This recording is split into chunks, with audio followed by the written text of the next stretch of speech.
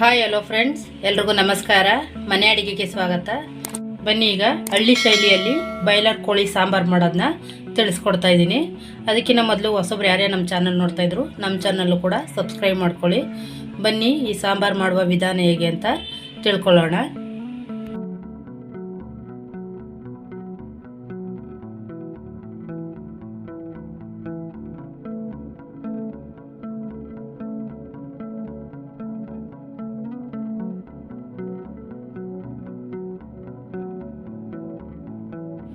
ಬನ್ನಿ ಈಗ ನಾನೊಂದು ಪಾತ್ರೆನ ಕಾಯೋದಕ್ಕೆ ಇಟ್ಟಿದ್ದೀನಿ.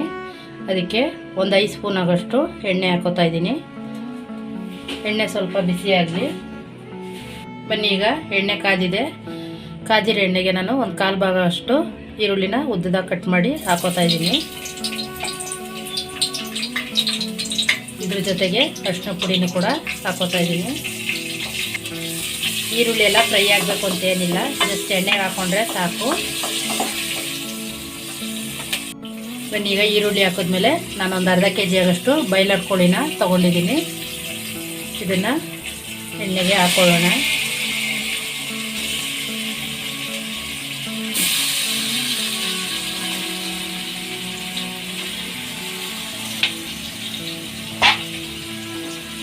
ಇಷ್ಟನ್ನು ಹಾಕಿ ಚೆನ್ನಾಗಿ ಮಿಕ್ಸ್ ಮಾಡಬೇಕು.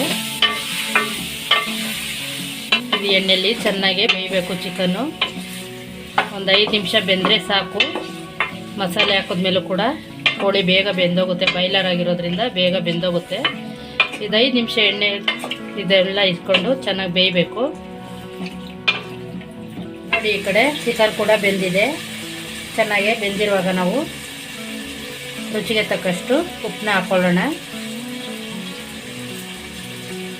ಉಪ್ಪು ಈಗಲೇ ಹಾಕೋದ್ರಿಂದ ನಮಗೆ ಚೆನ್ನಾಗಿ ಚಿಕನ್ಗೆಲ್ಲ ಉಪ್ಪು ಹಿಡಿಯುತ್ತೆ. ಸ್ವಲ್ಪ ಕೊತ್ತಂಬರಿ ಸೊಪ್ಪು,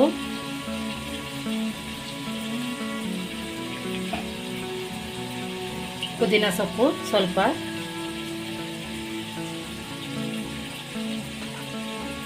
ಇಷ್ಟನ್ನು ಹಾಕಿ ಚೆನ್ನಾಗಿ ತಿರುಗಿಸ್ಕೊಳ್ಳೋಣ.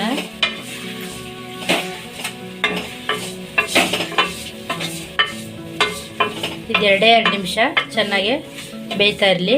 2 ನಿಮಿಷ ಆದರೆ ಸಾಕು, ಉಪ್ಪೆಲ್ಲ ಹಿಡಿದಿರುತ್ತೆ. ಬನ್ನಿ ಈಗ ಮಸಾಲೆಗೆ ರೆಡಿ ಮಾಡ್ಕೊಳ್ಳೋಣ. ಆ ಕಡೆ ಚಿಕನ್ನು ಎಣ್ಣೆಲಿ ಬೇಯ್ತಾ ಇದೆ. ಇಲ್ಲಿ ನಾವು ಅಷ್ಟರೊಳಗೆ ಮಸಾಲೆ ರೆಡಿ ಮಾಡ್ಕೊಳ್ಳೋಣ. ಇಲ್ಲಿ ನಾನು 1 ಗೆಡ್ಡೆ ಆಗೋಷ್ಟು ಈರುಳ್ಳಿ ತೊಗೊಂಡಿದ್ದೀನಿ. ಅರ್ಧ kgಗೆ 1 ಗೆಡ್ಡೆ ಈರುಳ್ಳಿ ಸಾಕು. ಒಂದು ಅರ್ಧ ಹಸಿಶುಂಠಿ, 1 ಗೆಡ್ಡೆ ಬೆಳ್ಳುಳ್ಳಿನೂ ಕೂಡ ಹಾಕೋತಾ ಇದ್ದೀನಿ. ಒಂದು 3-4 ಹಸಿಮೆಣ್ಸಿಕಾಯಿ, ಅರ್ಧ ಟೇಬಲ್ ಸ್ಪೂನ್ ಆಗೋಷ್ಟು ಕಾಳು ಮೆಣಸು, ಕೊತ್ತಂಬರಿ ಸೊಪ್ಪು ಸ್ವಲ್ಪ ನೀರು ಹಾಕ್ಕೊಂಡು ಗ್ರೈಂಡ್ ಮಾಡ್ಕೊಳ್ಳೋಣ. ಇದಿಷ್ಟು ಗ್ರೈಂಡ್ ಆಗಬೇಕು. ಈಗ ಮಸಾಲೆ ರೆಡಿಯಾಗಿದೆ ನೋಡಿ. ಈ ರೀತಿ ಚೆನ್ನಾಗಿ ಗಟ್ಟಿಗೆ ಪೇಸ್ಟ್ ಆಗಿರಬೇಕು. ಈ ರೀತಿ ಆದರೆ ಸಾಕು. ಬನ್ನಿ ಈಗ ಉಪ್ಪು ಹಾಕಿ 2 ನಿಮಿಷ ಬೇಯಕ್ಕೆ ಬಿಟ್ಟಿದ್ದು ಚೆನ್ನಾಗಿ ಕೂಡ ಉಪ್ಪೆಲ್ಲ ಹಿಡ್ದಿದೆ. ಇದಕ್ಕೆ ನಾನು 1.5 ಸ್ಪೂನ್ ಆಗೋಷ್ಟು ಅಚ್ಕಾರದ ಪುಡಿನ ತೊಗೊಂಡಿದ್ದೀನಿ. ಮತ್ತು 1.5 ಸ್ಪೂನ್ ಆಗೋಷ್ಟು ಧನಿಯಾ ಪುಡಿನೂ ಕೂಡ ಹಾಕೋತಾ ಇದ್ದೀನಿ.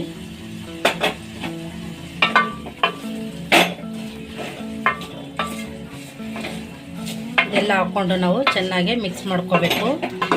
ಖಾರ ಕೂಡ ಚಿಕನ್ಗೆ ಚೆನ್ನಾಗಿ ಹಿಡಿಯುತ್ತೆ. ಇದು ಈ ರೀತಿ ಮಾಡ್ಕೊಳೋದ್ರಿಂದ ಚಿಕನ್ಗೂ ಕೂಡ ಖಾರದಂಶ ಎಲ್ಲ ಚೆನ್ನಾಗಿ ಸೆಟ್ ಆಗುತ್ತೆ.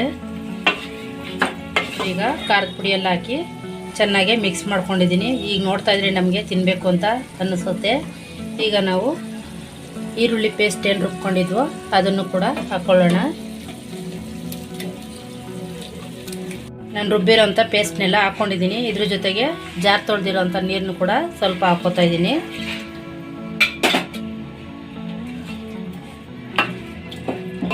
ಇದಿಷ್ಟು ಹಾಕಿ ಚೆನ್ನಾಗಿ ಮಳ್ಳಗೆ ಬಿಡಬೇಕು. ಇನ್ನೊಂದು ಮಸಾಲೆ ಇದೆ, ಅದನ್ನು ಗ್ರೈಂಡ್ ಮಾಡ್ಕೊಬಿಡೋಣ ಅಷ್ಟರೊಳಗೆ.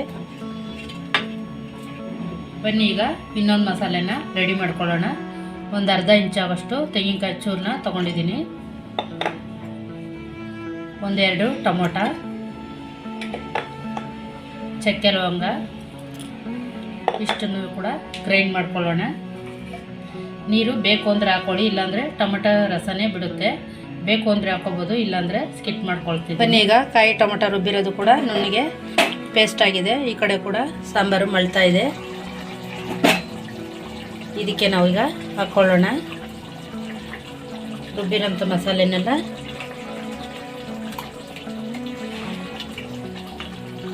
ಈಗ ಕಾಯಿ ಟೊಮೆಟೊ ರುಬ್ಬಿರೋಂಥ ಮಸಾಲೆನೂ ಕೂಡ ಹಾಕ್ಕೊಂಡಿದ್ದೀನಿ. ಅದ್ರ ಜೊತೆಗೆ ಜಾರ್ ತೊಳೆದಿರೋಂಥ ನೀರು ಕೂಡ ಸ್ವಲ್ಪ ಹಾಕ್ಕೊತಾ ಇದ್ದೀನಿ.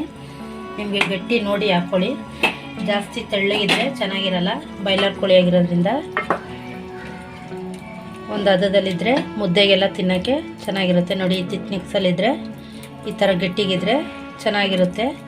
ನಿಮಗೆ ನೀರು ಬೇಕು ಅನ್ನೋಂಗಿದ್ರೆ ಹಾಕ್ಕೋಬೋದು, ಇಲ್ಲಾಂದರೆ ಇಷ್ಟೇ ನೀರು ಸಾಕು. ಮಸಾಲೆ ಎಲ್ಲ ಹಾಕ್ಕೊಂಡಿದ್ದೀನಿ. ಇದ್ರ ಜೊತೆಗೆ ಇನ್ನೂ ಸ್ವಲ್ಪ ಉಪ್ಪು ಹಾಕ್ಕೊಳ್ಳೋಣ. ಆವಾಗಲೇ ಚಿಕನ್ಗೆ ಮಾತ್ರ ಹಾಕಿದ್ದು, ಈಗ ಸಾಂಬಾರಿಗೆ ಅಂತ ಸ್ವಲ್ಪ ಉಪ್ಪು ಹಾಕ್ಕೊಳ್ಳೋಣ.